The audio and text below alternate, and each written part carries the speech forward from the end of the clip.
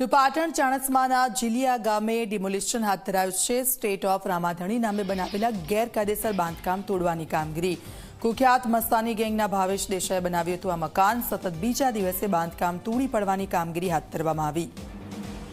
State of Ramadhani નામે બનાવેલ બાંધકામ તોડવાની કામગીરી કરવામાં આવી। પાટણના જીલિયા ગામે ડિમોલિશનની કામગીરી હાથ ધરવામાં આવી છે। સતત બીજા દિવસે બાંધકામ તોડી પડવાની કામગીરી ભાવેશ દેસાઈની મિલકતને તોડવાની કામગીરી કરાઈ। પાટણના ચાણસ્માના જીલિયા ગામે હાથ ધરાયું ડિમોલિશન। સંવાદદાતા પ્રેમલ ત્રિવેદી અમારી સાથે ફોનલાઈન પર જોડાઈ ગયા છે। પ્રેમલ, સતત બીજા દિવસે ડિમોલિશન હાથ ધરવામાં આવ્યું છે, હજી કઈ કઈ જગ્યાઓ પર ડિમોલિશન થશે?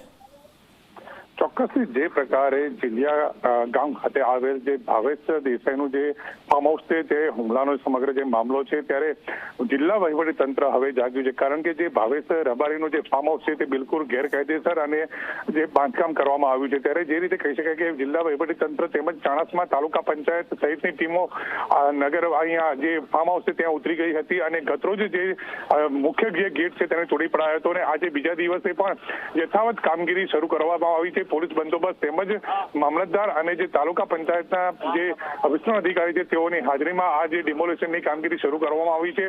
હાલ તો જે રીતે કહી શકાય કે ફ્લોરિંગ છે, ફ્લોરિંગ તોડવાની કામગીરી તેમજ શેડ તોડવાની કામગીરી શરૂ કરાઈ છે સવારથી, અને જે પ્રકારે જે પાકું જે મકાન છે 2 માળનું તેને તોડવું કે કેમ તે અંગે હાલ તો વાટાઘાટો ચાલી રહ્યો છે। જી બિલકુલ, આભાર પ્રેમલ સમગ્ર વિગત બદલ।